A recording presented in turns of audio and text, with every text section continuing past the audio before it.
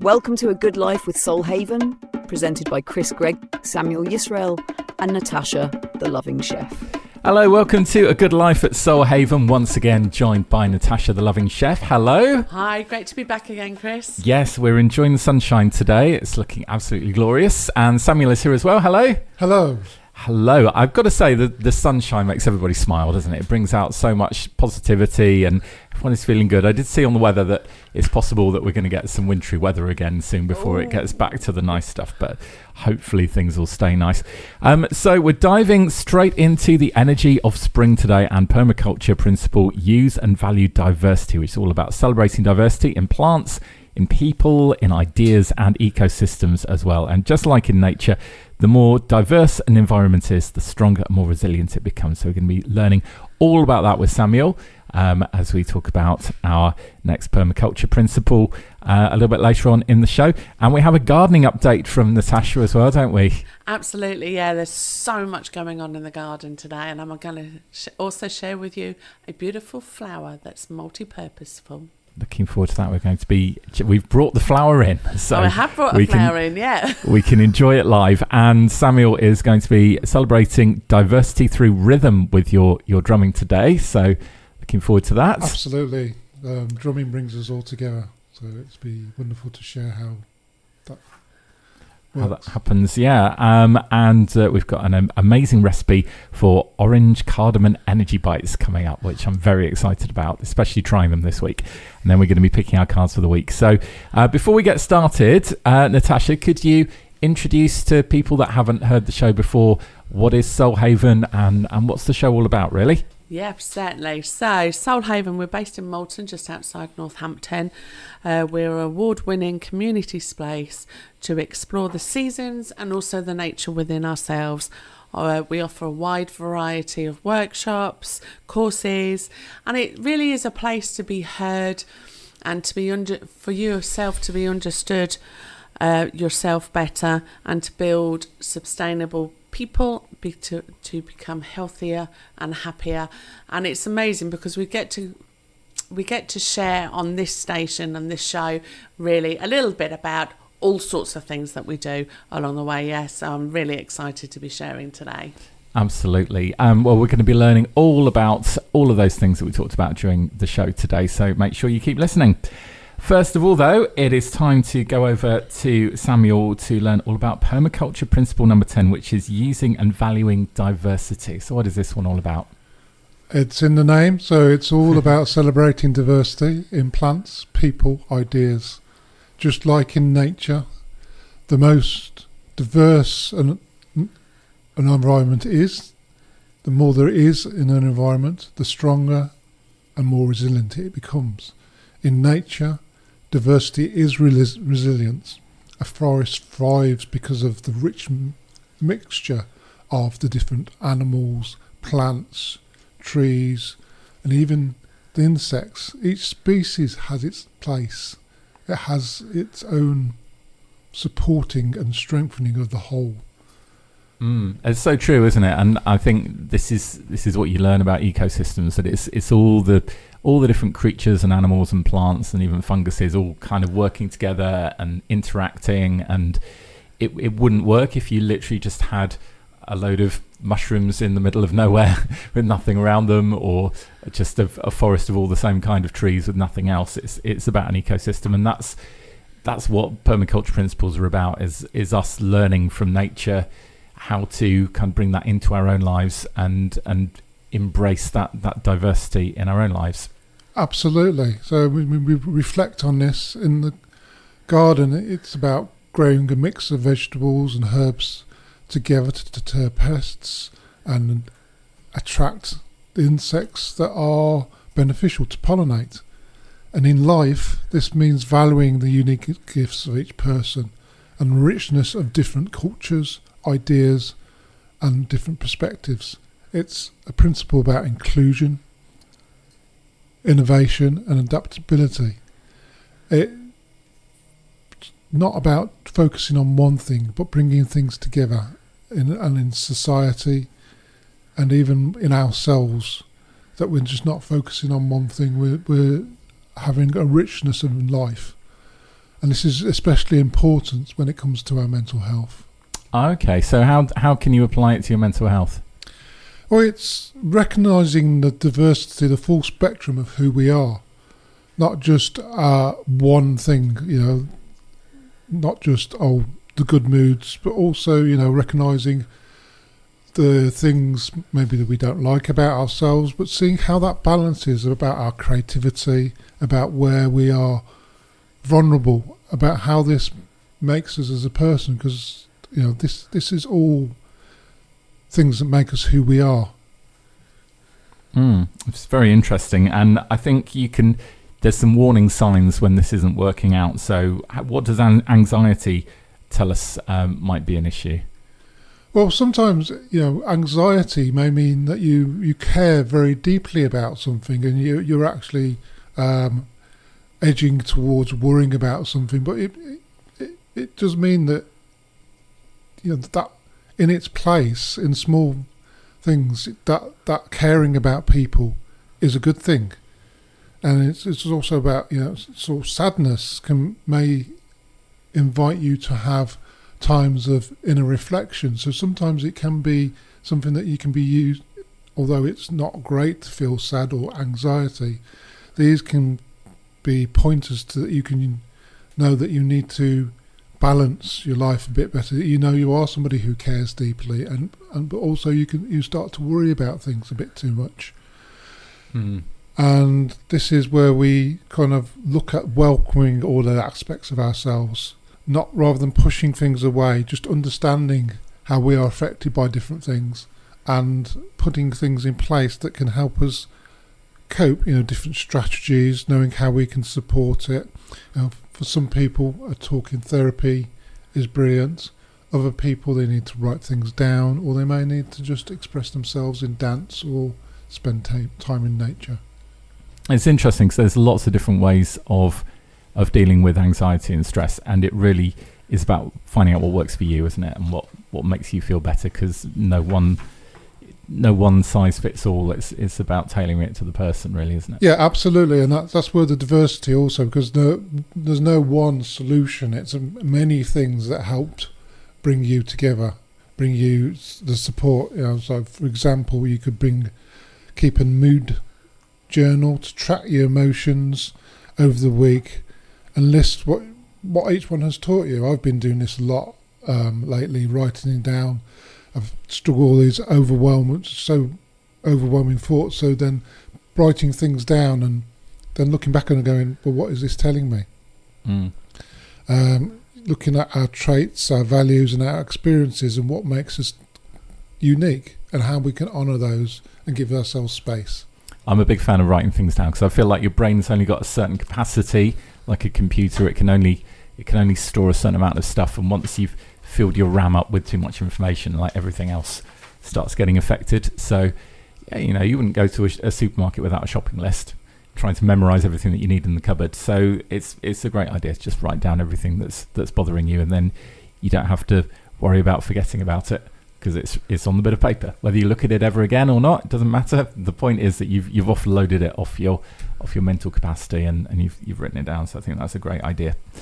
You're listening to A Good Life at Soul Haven, and today we're talking all about permaculture, principle number 10, which is using and valuing diversity. And Samuel has been going through the different methods and techniques that you can have to kind of apply this to your life and kind of help with everything. So is there anything else that you want to add to that?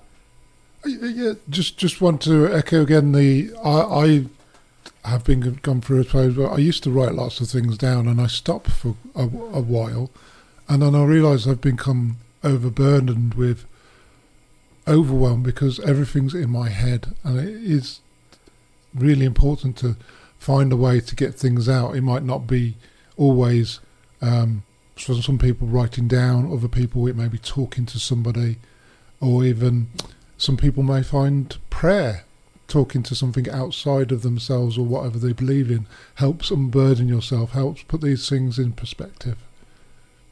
That's some very good advice there. Well, it's over to Natasha now, and we're going to find out what's going on in the garden. This must be a time where there's a huge amount going on in the garden. It's all suddenly sprung to life in spring. what's happening? Oh my gosh, it certainly has. Spring has certainly arrived in the garden. We have so much that is going on in our world.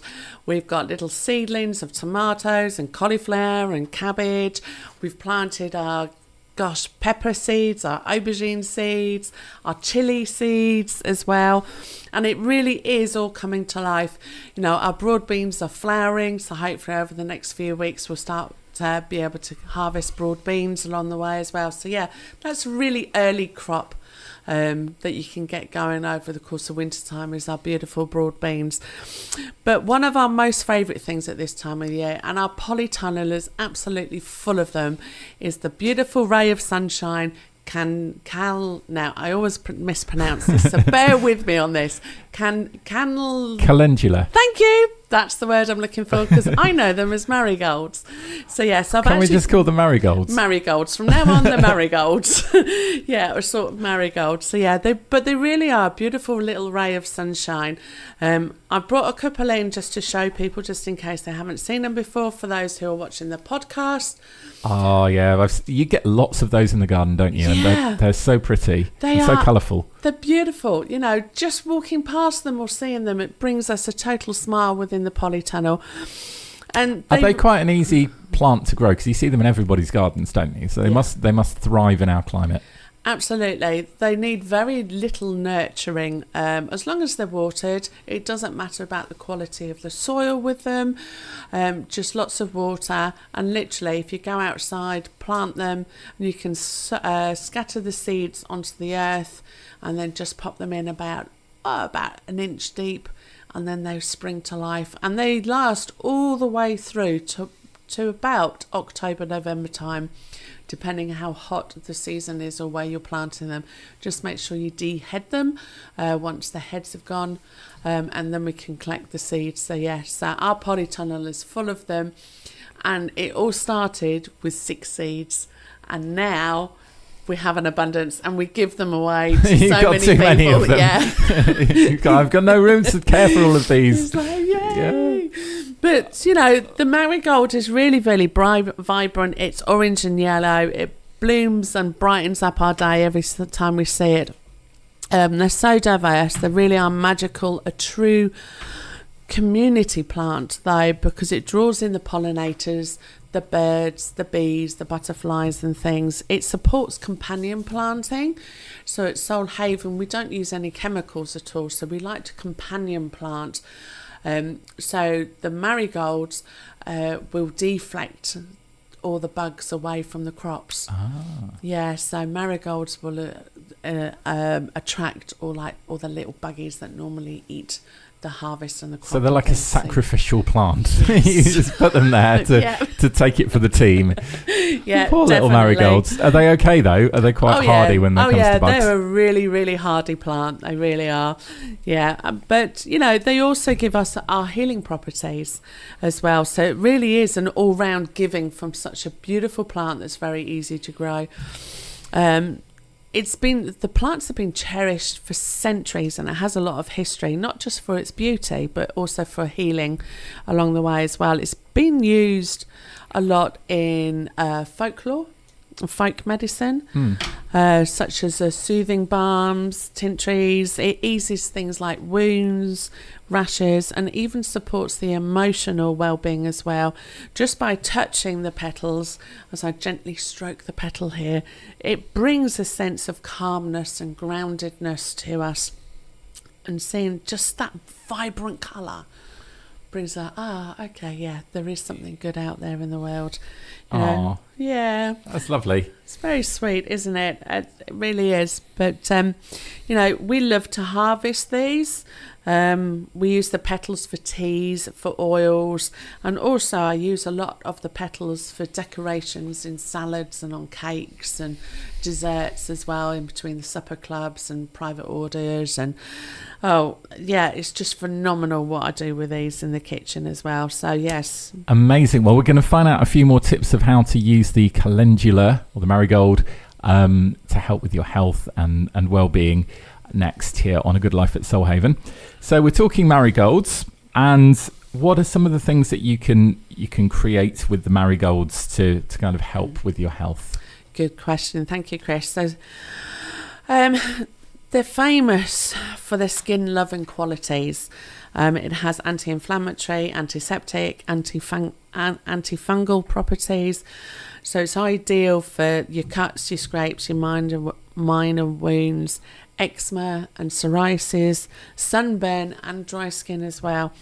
So I would make these, so I'd pick off the petals of the flowers and I would infuse them with oil and make them into an oil or a moisturiser to actually put externally on the skin. And are they good for nappy rash as well? Because my little boy gets a lot of nappy rash. Yeah, absolutely. It's just something that's so pure and it's filled with so many vitamins and minerals and healing properties in there. Yeah, definitely. So when I fill his nappy up with flowers, my wife's like, what are you doing? No, I've got this on good authority. It's going to help. Yeah, yeah, definitely. But also the marigold also helps internally as well as externally. So things like the digestive system helps calming the inflammation in the gut and the gut flora. It helps with ulcers and indigestion. It helps with the lymphatic system, encouraging a natural detox process and supporting the immune function. And it also helps with the menstrual balance as well. It helps us to ease the cramps and regulate cycles within the females as well. So yes, it's a miracle. It's a miracle plant. It's a miracle plant. It really is, and something that's so easy to grow and is abundance around us all the time as well. So yeah, fabulous. It fights off infections as well. So yeah, so it grows our garden, our internal garden inside of us as well. It creates a natural barrier and supports the body's healing responses as well. So yes, gosh, what else? There's so much I can talk about here. Emotional support, obviously we've touched on that. A little ray of sunshine helps us uplifting and it nurtures ourselves as we walk around the garden as well. It provides heart-centered communications, a sense of well-being and calmness, and emotional resilience as well. I'm sold on the calendula now. I'm kind of feeling like there's no negatives here. It's good in many ways. Exactly. Apart from maybe once you plant it, you're going to be inundated with it. So you need to make sure you've got plenty of friends who could foster some baby plants when it starts spreading. So have you got any recipes that we can make with our calendulas? Yeah, absolutely. So the easiest one to do is sunshine tea. I call it sunshine tea. It's heaven. So 1 or 2 cups of dried petals, or you can use the raw petals as well. So literally all we have to do is pluck the petals off the head of the flower, and you can actually pop the petals into a nice hot cup of water. Do you have to say she loves me not as you're plucking the petals? Oh my God, remember that. I haven't do that done as that a child. Ages. He loves me not. If you're not happy with the answer, just pull another flower up and just keep going for second opinion. Yeah, definitely. Just keep going. So yeah, so you've either got your dry petals or you've got your fresh petals. Pop them into a cup of freshly boiled water. Let it steep for a few minutes. You can add honey if you're a honey taker, or maybe a little bit of maple syrup in there if you wish to have something a little bit sweeter, and literally let it steep for 5 or 10 minutes and then drink it to your heart's content. And it will be what's it taste beautiful. like? What does it taste like? It's not too bitter. Now I know some herbs and some flowers can be quite bitter when you take them internally, but the marigold really isn't. It's almost like a hint of sweet, but it's earthy. And it's just, as you take it, it just lights up your whole body. It's beautiful. Is it the same colour as the flower when you've made it? Good question. It doesn't go bright yellow, no, but it almost goes like a green tea colour. Oh, okay. Yeah. Oh, interesting. Yeah. Cool. Definitely. So definitely worth trying that. And can you add any extra little bits on top? Yep, certainly. So if you were to have your marigold tea in the evening, it's a really good way to wind down as well and just be grounded, especially if you're feeling a little bit under the weather. Go and make your tea and then go outside, even on your balcony, and just sit in the garden for 5 or 10 minutes whilst you're sipping the hot tea, and it will bring that sense of calmness around and groundedness around as well. So yeah, I'm all up for the beautiful marigolds.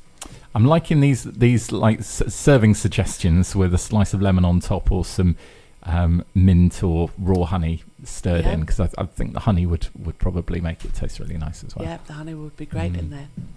Delicious. So you're listening to A Good Life at Soul Haven, and it's drumming time now, and Samuel is here as we're talking about diversity in nature and in ourselves, and we're going to explore how you can have diversity with rhythms as well now. Yes, so one of the things that we do at Soul Haven is a community drumming circle. And now this is a very powerful way of people coming together. It's not just about the beat, it's all about the people.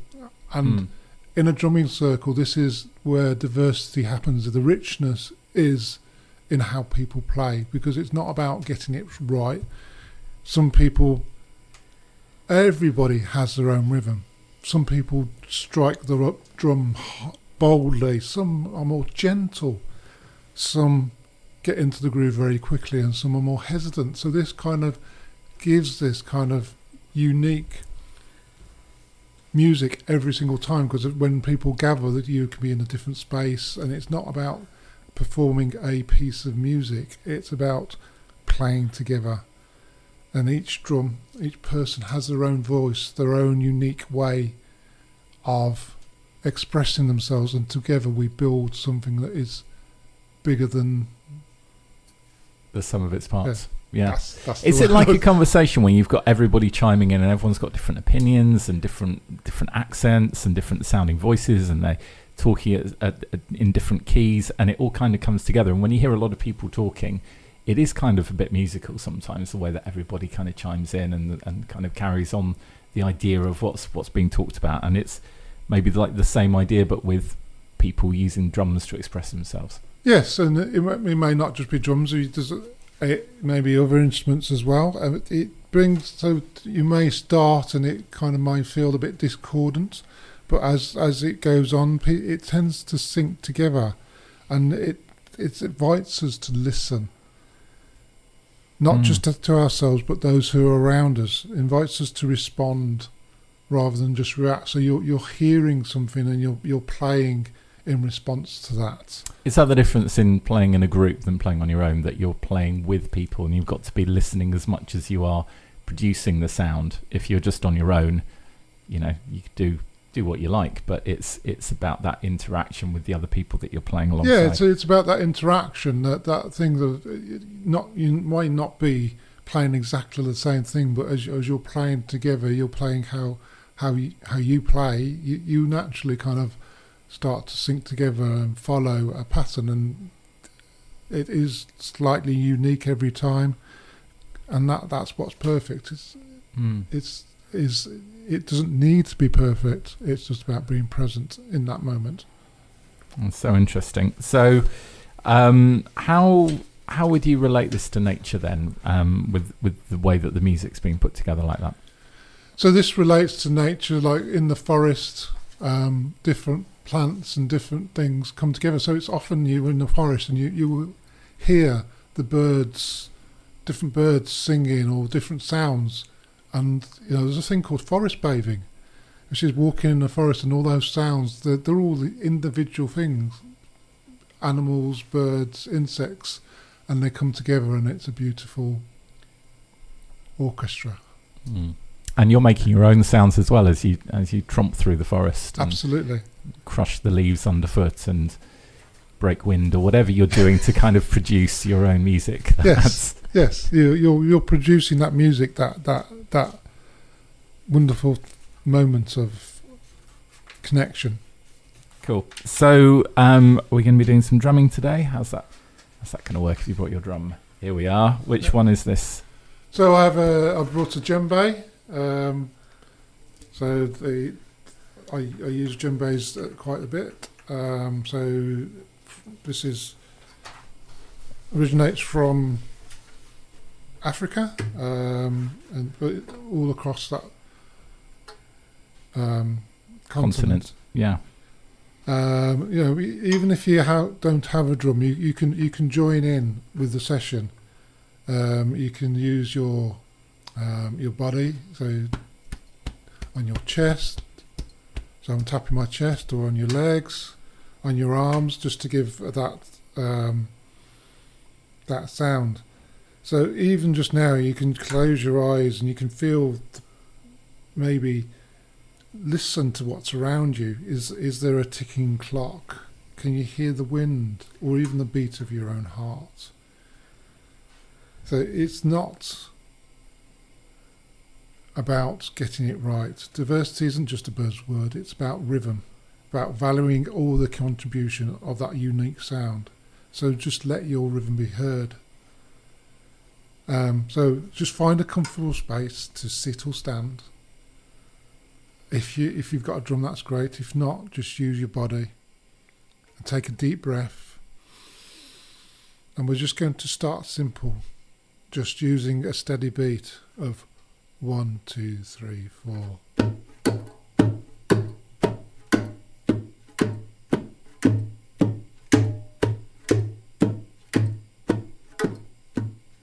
So just repeat with me.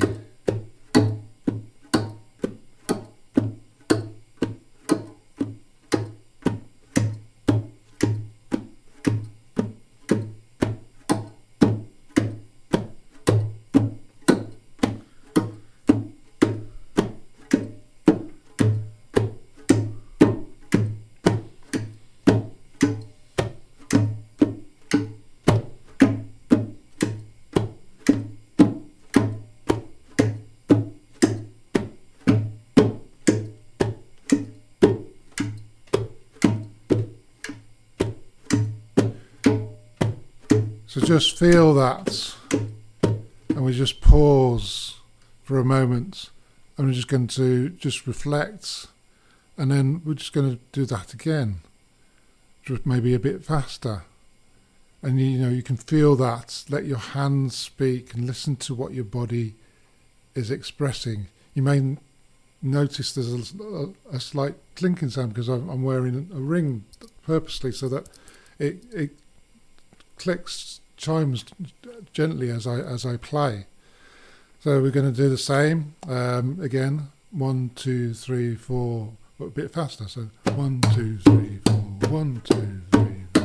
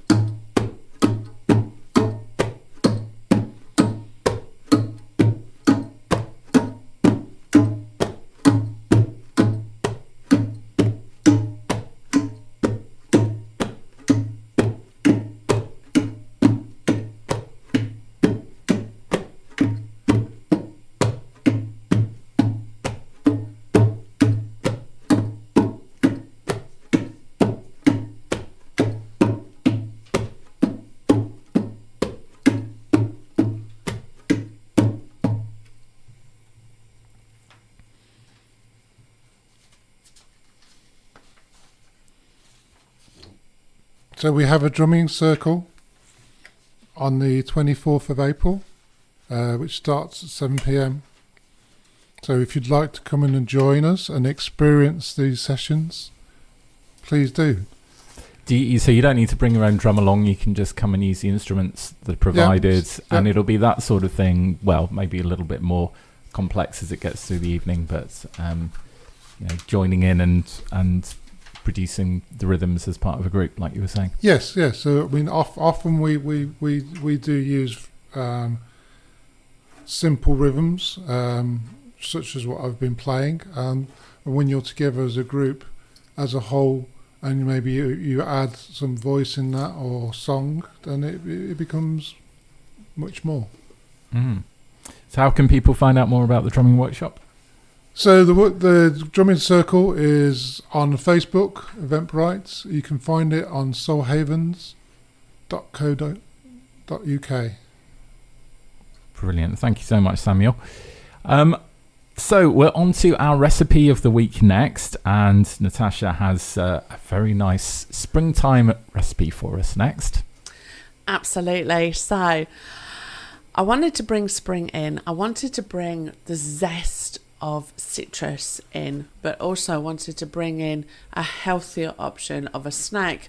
We all get the 3 o'clock slump, or that, oh, I need some sugar to keep me going at 7 o'clock at night after a busy day at work, or trying to put the kids to bed and things. And we all go for the biscuits, or the chocolate and things. So yes, but this really is a beautiful share of cardamom and orange energy bites. That sounds good, because I've reached the point where biscuits aren't just working anymore, and nothing can cope with the exhaustion of having children. So maybe this will pack a punch. Yeah, definitely. So I've actually brought some along for you today as well. So I'll pass these across to you so you can have a look at those. You can share those. Now they do have nuts in them, so just be mindful if you're a nut allergy and everything. But it's really simple. It really is a simple recipe. Sorry, I've knocked something over here. No, it's fine. These look one beautiful. I'm going to describe these for the radio listeners. They're like perfectly shaped round balls that have this kind of white dusting on them that almost look like they've maybe those coconut balls that you used to be able to get that you'd find on the buffet table. But there's they're very nicely shaped, I would say. Thank you. So yeah, it's really, really easy. So 200 grams of pitted dates. Now I'm talking fresh dates or part dried dates. I'm not talking dates covered in sugar that you get for Christmas dates. So yeah, because that's just covered in sugar and glycerine. So you can either use, like I say, fresh ones or semi-dried ones. If you are using semi-dried, they do need to soak in boiled water for about 10-15 minutes just to soak them up a little bit.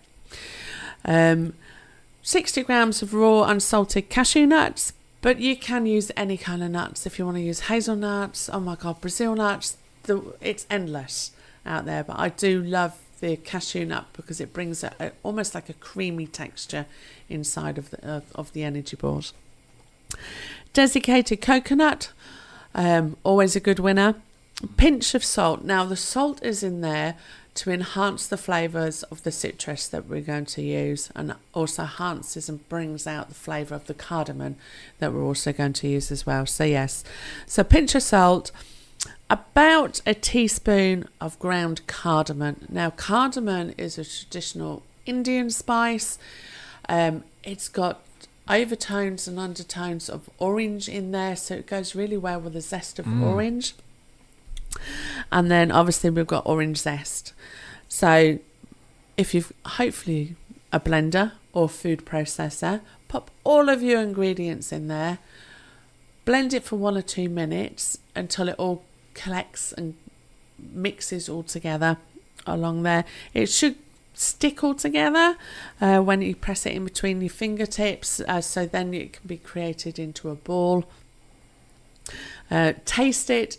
If you're wanting more cardamom in it, more orange zest in it, or a little bit more salt, then do. This really is a personal recipe for, now I like really, really lots of cardamom in mine, whereas other people only like a little bit of cardamom. Cardamom is a very strong flavour along the way. But yeah, so mix it all up, make it into balls about this size, miniature little golf balls maybe, or the size of a Ferrero Rocher, that sort of size. Yeah, I'd say these are slightly bigger than a Ferrero Rocher, but they are smaller than my mouth, so you could fit this all in your mouth at once. I would say probably don't, just kind of bite them and have a little bit. Savor the flavour. Enjoy it rather than just pop it in a mouth and keep going on what you're doing, but take a moment to actually savour the flavourings as well.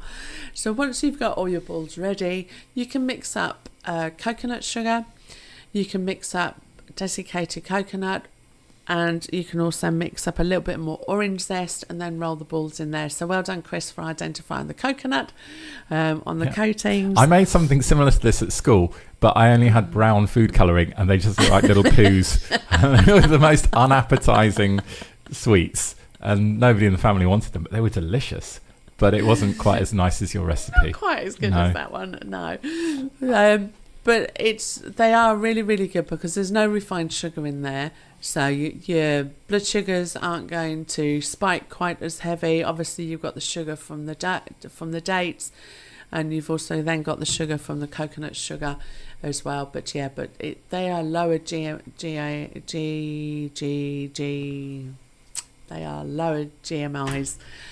than your normal refined sugar, so it won't give you the spike along the way. Do they last? They don't last long. They're not going to last long in this studio. No. I've had one already. It was amazing. But can you freeze these? Yeah, definitely. You can freeze them. You can prepare them, pop them in the freezer for 1 to 3 months. They last in the fridge for up to 5 days, 5 to 7 days along there. But yeah, help yourself to them. They really are very, very beautiful. I'll tell you what though, because I've just eaten one. It is so fresh and zesty, and you're getting that kind of citrus flavour without it being bitter or sickly sweet, because you've got those like cardamom and the salt in there that just kind of balances the flavours, and it's just delicious, really nice. So I wasn't sure what to expect, but it's really, really yummy. And I want to keep eating these. So can you talk a little bit more? Of course I can. So so you'll find the recipe on my Facebook page. What is my Facebook page? Natasha the Loving Chef is on Facebook page. We'll also put these up on the Soul Haven blog site as well, and also they will be added to the Loving Chef website along the way as well. But do give them a try, but have a play with them. Play around with the different nut flavours, how much orange zest you want in there, how much cardamom you want in there. They really are a personal recipe to whichever way you want to go. No, one of my favourites already. I'm still licking my lips. I'm going to have the rest of these in a minute. So thank you very much. It's a pleasure. Right, so I think it's time for our cards for the week ahead now. So let's... have we got the cards? I have the cards right here. The 71. Excellent. 71 cards. Beautiful cards. Is there a card called Gluttony? There's probably a card in there for gratitude. Gratitude. Yeah. I did say thank you, didn't I? You did say that. Oh, yes. Yeah. You did say thank you. Right, yeah. Should we pick a card? Right, let's see. Give these a little shuffle. So if I eat all 3 of these remaining balls, are they going to have a laxative effect, or will I be okay, do you think? That's a really good question, because obviously dates do have an effect of laxativity, if that's even a word. But they do have an abundance of doing that if you're not used to eating dates. Now, I eat dates quite a lot in my world, and it doesn't have any effect on me at all. But be mindful if you're introducing dates. As long as we get to the end of the podcast. You'll be fine. Be okay. Yeah. Right, let's pick a card, and it's drum roll. Focus. Nice. Have we had focus before? I don't know. Sounds like one we might have done. So focus, I think, is for me, it's about maintaining your concentration and not getting distracted, and focusing on the task in hand. But it's also about knowing what it is in life that is important, and where your energy and your attention should be best placed, and about not focusing on the things that aren't important. So prioritizing and knowing what matters, and focusing on the things that are important. So it might be family, it might be your own mental health. I think it depends on at different points in your life. You'll be focusing on different things, I think. Yeah, I think so, Chris. I mean, it's a very beautiful card, and it's a really good word for us to actually sit and ponder about what it is we do want to actually focus on. We say focus on focus on family, but what aspect of family would we like to focus on? Is it the meal times? Is it the play times? Is it focusing on bed routine? Is it focusing on healthy eating for the kids and the family and things? Or is it focusing on the wider audience of making sure the family is secure along the way? So yes, you can kind of have like a wider focus and then focus in, and you kind of like a dartboard. You've got right in the middle is the thing that you're really focused on, but then there's other things that are also important, kind of getting further out. Yeah, definitely.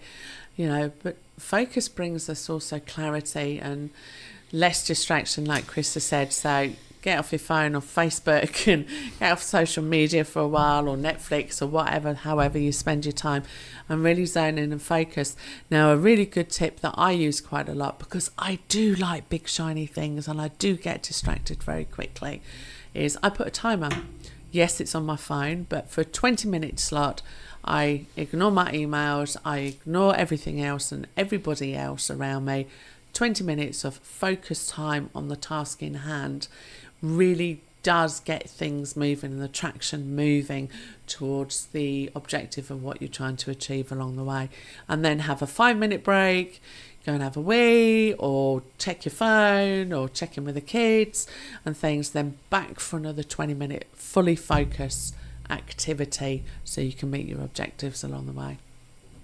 It's so difficult when you're trying to do a task and you get interrupted, and then you've got to start again. It just takes you so long to tune back into what you're doing, and it's when you cause your own interruptions that's the worst thing. You've got to get it done. And I think that timer idea is great, because then you know that you've got, maybe eat one of your delicious coconut balls when you've finished doing your task, and then carry on. But it stops you getting waylaid along the way. Yeah, definitely. And kind of going straight for the treat before you've earned it.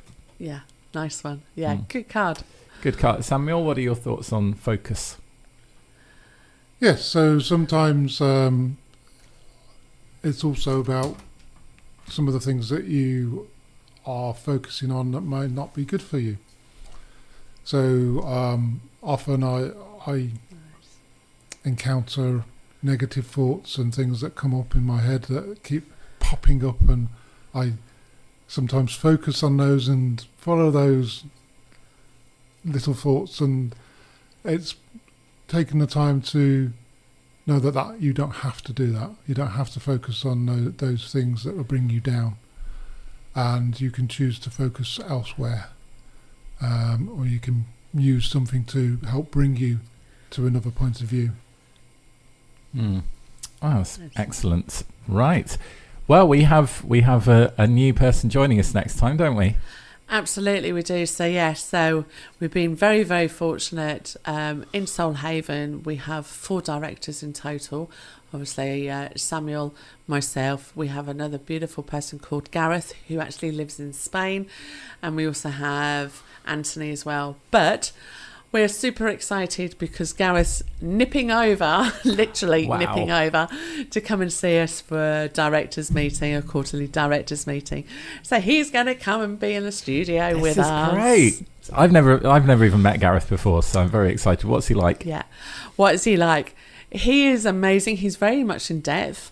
He does a lot around mental health and well-being in his own business, as well as for Soul Haven as well. He's the person who is the creative side of the cards. So he's the person who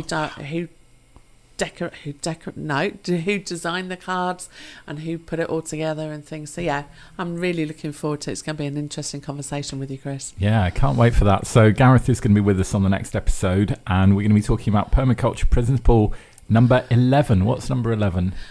Number 11 is use edges and value the marginal. Oh, that sounds a little bit cryptic. Oh, yes. It means paying attention to the spaces that are often overlooked, because that's where all the magic happens, the outer spaces, the spaces out of the comfort zones, and how to step into those, as well as many other good, exciting things. That sounds very interesting. So we're going to have that. We're going to have more amazing recipes. I'm a big fan of bringing the food in, so let's keep that going. Note to self, Yes. Happy days. I'll bring in the lunch. Excellent. And so make sure you join us on the next episode. Thank you so much to Samuel and to Natasha. We'll see you in a couple of weeks, Samuel. Yes, we will see you soon. Yeah, good to have seen everybody, and thank you ever so much, Chris, for a great couple of hours with you.